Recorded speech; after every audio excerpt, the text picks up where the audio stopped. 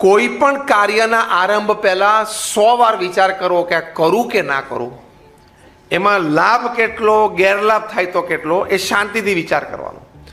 પણ 100 વાર વિચાર કર્યા પછી તમે નક્કી કરો કે આ કરવું છે, 100 વાર વિચાર કર્યા પછી એમ નક્કી કરો કે આ કરવું છે, પછી 100 વિઘ્નો આવે ને તો પણ ઊભા નહીં રહેવાનું, થવું જ જોઈએ. આ સિદ્ધાંત, આ હ્યુમન ઇન મેનમાં પ્રથમ મોટી વાત છે. બિલ ગેટ્સે બીજો મુદ્દો લખ્યો, ઇન્ટેન્સ હાર્ડ વર્ક, પ્રચંડ પુરુષાર્થ. પુરુષાર્થમાંથી કોઈ દિવસ પાછું ના પડવું, શરમાવું નહીં, ખચકાવું નહીં. કારણ કે પુરુષાર્થ છે એ મનુષ્ય જીવનનું કર્તવ્ય છે. કર્તવ્યથી એક સ્ટેપ આગળ ગૌરવ છે. તમે 8 કલાક કામ ન કરો તો તમને સૂવાનો, ખાવાનો અને પીવાનો અધિકાર જ નથી. અમે પણ 8 કલાક કામ કરીએ છીએ, બધાય કરવું પડે. You have to work. અને કુદરતની દેણ છે કે પૃથ્વી ઉપર જીવ સૃષ્ટિ માત્રમાં પુરુષાર્થનું એલિમેન્ટ મૂકી દીધું. આપણે કહે છે ને, સિંહ છે જંગલનો રાજા છે, તો પણ સવાર ઉઠીને એને દોડવું તો પડે. વાઇલ્ડ લાઈફ એનાલિસ્ટ એવું કહે છે કે એવરેજ કોઈ પણ હિંસક પ્રાણી, ચિત્તો હોય, વાઘ હોય, સિંહ હોય, એ રોજ 12 થી 15 કિલોમીટર ચાલે છે. 12 થી 15 કિલોમીટર ચાલે ત્યારે એને શિકાર મળે. અને દરેક શિકાર કર્યા દોડવા પાછળ બધા શિકાર નથી મળતા. હા, છટકી જાય છે ને શિકાર. તમે વાઇલ્ડ લાઈફ કે ડિસ્કવરીમાં જોયું હશે. એટલે કે દરેક જગ્યાએ આપણે દલાલી સફળ જ જાય એવું નથી થતું. કોઈક જગ્યાએ 2 કલાક બેસીને બધી વાત સમજાય ને પેલો કે સારું, તો પછી હવે જોશું ને વિચારશું. આ તમે બધા હસ્યા કેમ? એ કહો તો. આ તમારી ભાષા હું બોલતો લાગુ છું. હા હા, અત્યારે તો થાય છે ને, હજી થોડુંક વધવાનું છે, પાછું બધું આવી જશે સરખું. એટલે એની ચિંતા નહીં કરવી. દર 10 વર્ષે કોઈ પણ દેશે મંદીમાંથી પસાર થવું પડે. 2008માં મંદી હતી, 9માં, એટલે પાછું આવે. એટલે 10-12 વર્ષે એકવાર લો સ્વિંગ આવે જ કોઈ પણ દેશને. અત્યારે ચાઇનાનું 6 ની નીચે આવી ગયું ગ્રોથ, ઇકોનોમિક ગ્રોથ 6% નીચે આવી ગયો છે. એટલે થાય, બની શકે. એટલે ડબલ ડિજિટ ફિગરમાં નથી, સિંગલ ડિજિટમાં. ટકા ના કહેવાય પણ સિંગલ ડિજિટમાં આવી ગયું. એટલે બનવા જોગ છે અને પાછો સ્વિંગ આવશે. અને કુદરતની મહેર છે, વરસાદ સારો પડ્યો છે એટલે શિયાળુ પાક પણ સારો આવશે, ઉનાળુ પાક પણ સારો આવશે. એટલે પછી તેજી ચાલશે. કારણ કે જે દિવસે ધરતી 1ના 100 દાણા કરીને આપે ને, તે દિવસે જ માર્કેટમાં તેજી આવે. તેજી હીરાથી નથી આવતી. તેજી હીરાથી નથી આવતી. તેજી આવે પછી હીરામાં જાન આવે, હીરામાં જીવ પછી આવે. કારણ કે 1ના 100 દાણા ધરતી કરે ને, પછી પહેલું કામ કપડાં, ઘર વખરી લે. એમાંથી પૈસા વધે એટલે વાહન લે. એમાંથી પૈસા વધે એટલે મકાન સરખું કરાવે. એમાંથી પૈસા વધે પછી તમારો વારો આવે હીરાનો. કારણ કે લક્ઝરી આઈટમ છે ને. એટલે કપડાં ને વાહન ને ઘર 3 થઈ જાય ને પછી તમારો વારો આવે છે. એટલે આવશે ટાઈમે, પણ આ સ્વિંગ ઉપર છે. This is the economic way. તો આપણે વાત કરતા હતા બીજા મુદ્દાની, ઇન્ટેન્સ હાર્ડવર્ક, પુરુષાર્થમાંથી પાછું ના પડવું. આફ્રિકાના જંગલ માટે એક સરસ કહેવત છે કે રોજ સવારે સૂર્યોદય થાય એટલે જે ધીમામાં ધીમું હરણ હોય ને, એને ઝડપીમાં ઝડપી સિંહ કરતાં થોડુંક તો ઝડપી દોડવું પડે. ધીમામાં ધીમું હરણ હોય એને ઝડપીમાં ઝડપી સિંહ કરતાં થોડુંક તો ઝડપી દોડવું પડે. તો એ સાંજ જોવે, નહીં તો એનો શિકાર થઈ જાય. અને ધ સ્લોએસ્ટ લાયન, જે ધીમામાં ધીમો સિંહ હોય ને, એને ધીમામાં ધીમા હરણ કરતાં થોડુંક તો ઝડપી દોડવું પડે, નહીં તો એ સાંજ ના જોવે કે ભૂખ્યો મરી જાય. આ વાર્તા લખીને શું લખવામાં આવ્યું છે કે તમે સિંહ હો કે હરણ, સૂર્યોદય થાય એટલે દોડવું તો પડે. તમે મેન્યુફેક્ચરર હો કે ટ્રેડર હોય કે દલાલ હોય, સૂર્યોદય થાય એટલે દોડવું તો પડે. એ સિદ્ધાંત છે. ગૃહસ્થ હો કે સાધુ હો, સૂર્યોદય થાય એટલે દોડવું તો પડે જ. એટલે એ પુરુષાર્થનું એલિમેન્ટ છે. પ્રચંડ પુરુષાર્થથી જ વ્યક્તિ એ બહાર આવી છે. અને પુરુષાર્થ એક એવું તત્વ અને એવો સદગુણ છે કે પછી ભગવાન એને સહાય કરે. તમારો નીતિમય પુરુષાર્થ હોય, ethical hard work, God has to help you. તમારું પ્રારબ્ધ ફરે જ. જરાય માની ન લેતા કે મારું પ્રારબ્ધ ઓછું પડે છે. એનો એક સ્વિંગ, એનો એક ભાગ આવી જાય. પણ તમે નીતિમત્તા રાખીને પુરુષાર્થ કરો તો આજે નહીં તો કાલે, અને કાલે નહીં તો પરમ દિવસે પ્રગતિ થાય અને થાય જ. એટલે પુરુષાર્થ કરતા રહેવું. નહીં થાય, નથી ગમતું, નહીં ફાવે, આપણું આ કામ નહીં, આમાં મજા નહીં આવે, આ બધા શબ્દો કાઢી જ નાખવાના. કયા શબ્દો રાખવાના? થાય જ. પુરુષાર્થ હું કરીશ એટલે થાય જ, બને જ. આણે કર્યું તો હું કરી શકું. As simple as that.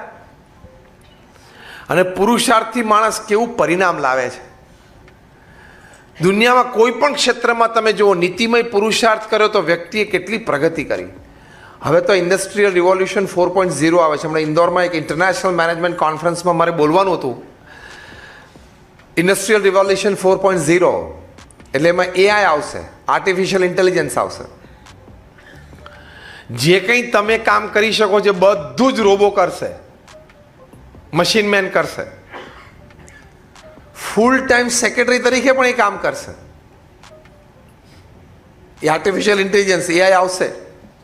અને આખી દુનિયાની પહેલી મોટી યુનિવર્સિટી અબુધાબીમાં ના શરૂ થઈ આર્ટિફિશિયલ ઇન્ટેલિજન્સ. એટલે તમે સમજો ને, મશીન જ, પણ એ માણસના જ આકારમાં. ખાલીમાં તમે ફીડ કરો, બધું જ એ કરી શકે. તમને સજેશન પણ આપી શકે પૂર્વ અનુભવ પરથી. બહુ જ વિકાસ થશે આર્ટિફિશિયલ ઇન્ટેલિજન્સનો. હવે એમાં જો તમે માણસે પુરુષાર્થ કર્યો તો ત્યાં સુધી પહોંચ્યો. એક દિવસ માણસને મન થયું કે આ ઉપર થાળી જેવું ચમકે શું, તો કે ચંદ્ર કહેવાય, ચલો ત્યાં જઈએ. પહોંચી ગયો. દરિયો જોઈને એમ થયું કે આ નીચે શું હશે, શું આ ઊંડો કેટલો હશે, લાઈન મારો ને ડૂબકી. તો જઈ આવ્યો નીચેથી કાઢી આવ્યો. પછી કે દૂર થોડીક ખોદું, હજી વધારે ખોદું તો કે હજી વધારે ખોદું તો બધું કાઢ્યું કે નહીં? કોલસાથી મળીને હીરા કાઢ્યા કે નહીં? હજી હીરાને, હવે આ સ્ટેટમેન્ટ તમે યાદ રાખજો, બહુધા તો આપણી પેઢીની પછીની પેઢી તો જોશે જ. હીરાની કિંમત પ્લાસ્ટિક જેવી થઈ જાય એવી આઈટમો પણ હજી અંદર પડી છે, નીકળશે હજી. કે એની સામે હીરો કેવો ગણાશે? અત્યારે હીરાની સામે કોલસો કેવો ગણાય છે, કે પ્લાસ્ટિક કેવું ગણાય છે, એવું એ આઈટમની સામે હીરો ગણાશે. એટલી મોંઘી આઈટમો પણ ભગવાન અંદર મૂકી છે, પણ એનો ટાઈમ નક્કી કર્યો, ત્યારે નીકળશે. તમારે બધાની જિંદગી પૂરી થઈ જાય ત્યાં સુધી ના નીકળે તો સારું.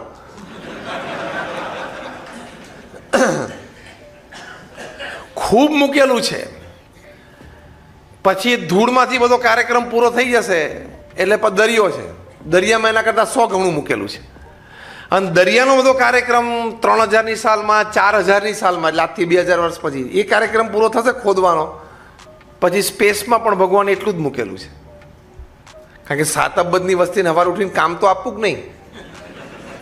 એટલે ભગવાને બધું ગોઠવી રાખ્યું છે. 8-10% પ્રજા તો પૃથ્વી ઉપર સવારના પોરમાં ઉઠીને ખોદવા જ માંડે છે. ખેડૂતથી માંડીને તમારો માઇનિંગ કરે ને, ખેડૂતથી માંડીને, માઇનરથી માંડીને પેલો બોરવેલ બનાવનારો બધા ગણી લેવાના. 8-10% પ્રજા સવારના પોરમાં ઉઠીને ખોદવા જ માંડે છે. એને બીજો કોઈ કાર્યક્રમ જ નહીં. બીજી 8-10% પ્રજા એ છે કે ખોદેલું જે બધું બહાર કાઢે ને, લોખંડ કાઢે, એલ્યુમિનિયમ કાઢે, પેટ્રોલિયમ કાઢે, ઓઇલ કાઢે, એ પ્રોસેસ સુધી પહોંચાડે, મેન્યુફેક્ચરિંગ સુધી પહોંચાડે. બીજી 8-10% પ્રજા એ પ્રોસેસ્ડ માલ માર્કેટ સુધી લઈ જાય. પૃથ્વી પર 1.5-2% પ્રજા જેવી છે કે શાંતિથી ઘેર બેઠા બધું ભોગવે છે. આ બધો કાર્યક્રમ પતે પછી કે નવી ગાડી આવી, ટેસ્લા આવી, આપી ઘેર આપી જાઓ, લાવો અમે ભોગવીએ. તો પુરુષાર્થનું એલિમેન્ટ એ ભગવાને મૂકેલું છે.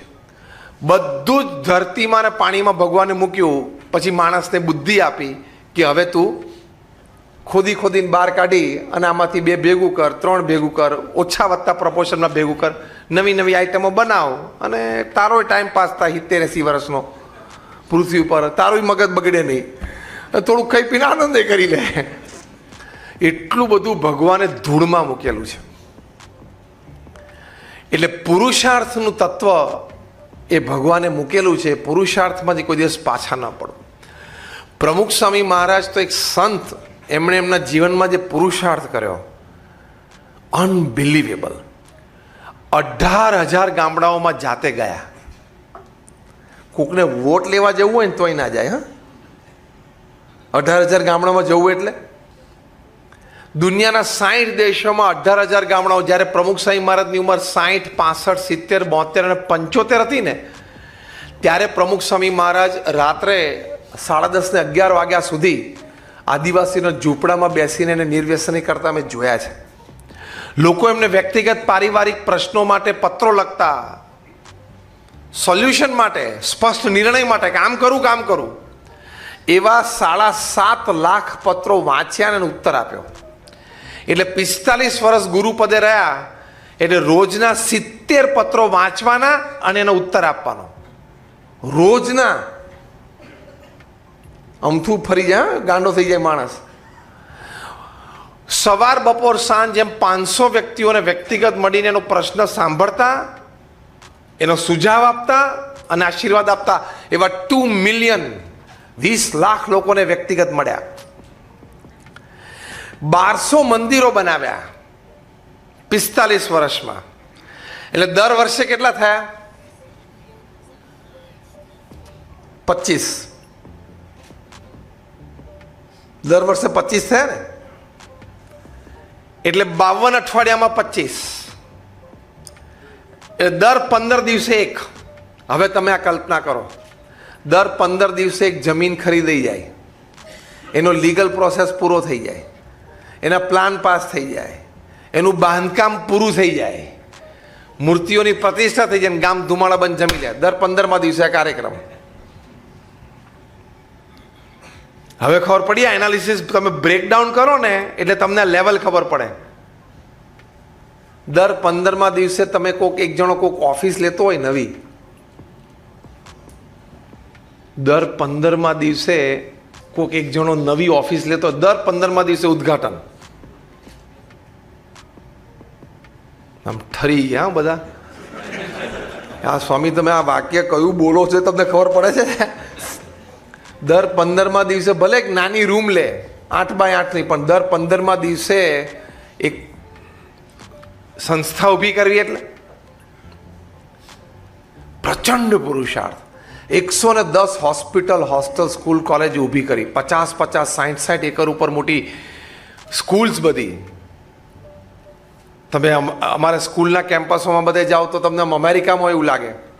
અમારા જેવા 1100 સંતોને દીક્ષા આપી, એમાં 750થી પણ વધારે સંતો graduate, post graduate, chartered accountant, doctor અને એન્જિનિયર છે. એમાંથી 150થી પણ વધારે સંતો અમેરિકા અને બ્રિટનમાં જન્મેલા, આફ્રિકા અને ઓસ્ટ્રેલિયામાં. એમાંથી 50થી પણ વધારે સંતો Stanford, Harvard, Carnegie Mellon, Yale ઇન્સ્ટિટ્યૂટમાં ભણેલા છે. $1.5 લાખ વાર્ષિક પગાર છોડીને સાધુ થયા છે. એવા કેટલા બધા સંતો છે. આ તો મેં તમને એટલા માટે કીધું, તમને એવું ના થવું જોઈએ કે નહીં ફાવ્યું, નહીં જામ્યું એટલે અહીં આવી ગયા.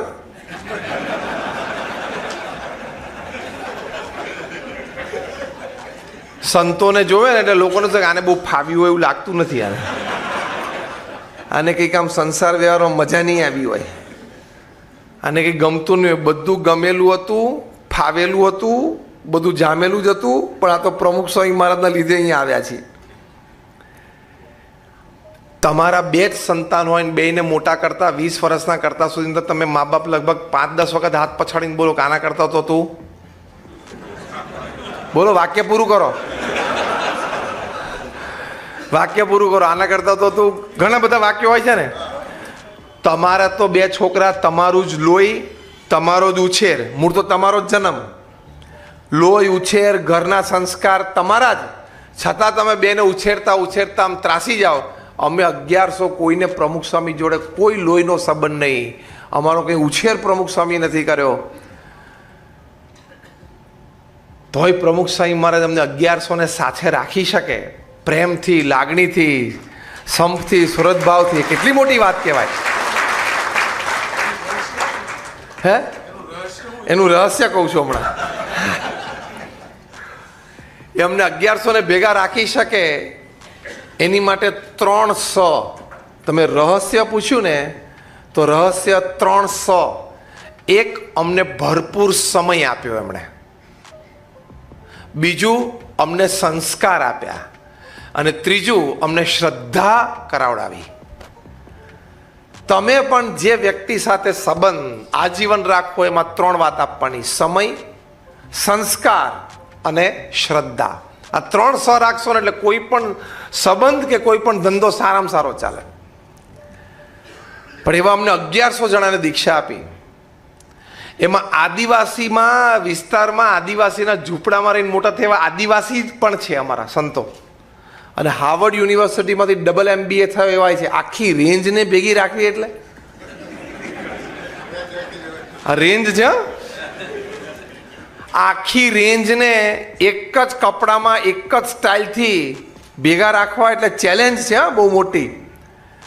આ તમને કહું છું, એક સિમ્પલ દ્રષ્ટાંત આપું છું, ઘરે જઈને પ્રયોગ કરજો એટલે આજે હું બોલું છું એ કેટલી મોટી વાત છે તમને ખબર પડે. તમારા દીકરાની હેરસ્ટાઇલ તમે બદલાવાનો પ્રયત્ન કરજો.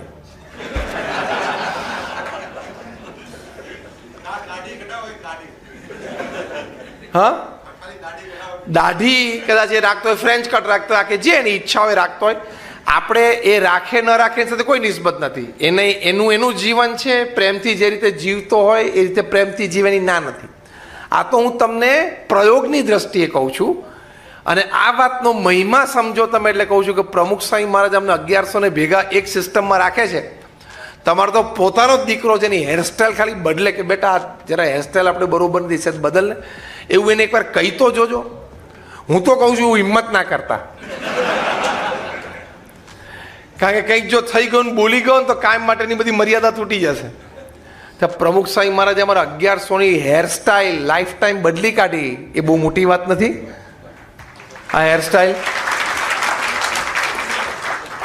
તો નીતિમય શ્રદ્ધા રાખીને પ્રચંડ પુરુષાર્થ કરો તો આટલું મોટું કામ. કોર્પોરેટ મેનેજમેન્ટમાં તો એમ કહેવામાં આવે છે it is easy to run 10 corporates than an NGO. તમે 10 મોટી કંપનીઓ ચલાવી શકો, પણ આ BAPS જે સંસ્થામાંથી આવે એ સંસ્થા, એ લેવલની એવડી મોટી સંસ્થા એ ચલાવવી ને એનાથી અઘરી છે. કારણ કે તમે જે કંપનીઓમાં કામ કરો છો ને ત્યાં તમારે આર્થિક વહીવટ મુખ્ય છે. એમાં પે એન્ડ સ્માઇલ રિલેશનશીપ હોય કે તમારા શેઠને તમારું કામ ગમે છે એટલે શેઠના ચહેરા ઉપર સ્માઇલ છે અને તમને પગાર આપે છે. બરાબર? તમને તમારા શેઠનો પગાર ગમે છે એટલે તમારા ચહેરા ઉપર સ્માઇલ છે. જે દિવસે પગાર નહીં ગમે એ દિવસે વિંગ બદલાઈ જશે. ભારત ડાયમંડ બુર્સની વિંગ બદલાઈ જશે. આમ એમાંથી બીમાં જતો રહેશે, બીમાંથી સીમાં જતો રહેશે, કારણ કે બધું ભેગું જ છે. તરત આમ ચાલવા માંડશે. એટલે એને શું કહેવાય? Pay and smile. પગારમાં પે કરે છે, પેલો કામમાં પે કરે છે. અમે જે NGOમાં કામ કરીએ છીએ એમાં સર્વ એન્ડ સ્માઇલ, સેવા કરવાની અને ચહેરા ઉપર આનંદ રાખવાનો અને આજીવન ખુશ રહેવાનું. કોઈને પગાર નહીં. અમે સંતો અમે પૈસાને અડતાય નથી, કોઈ બેંક એકાઉન્ટે નથી. એવી રીતે NGOમાં કામ કરવું, સંસ્થાઓમાં કામ કરવું એ બહુ જ અઘરી વાત છે. અને એ પણ આજીવન ટેક લઈને કામ કરવાનું. હા, વન વે છે.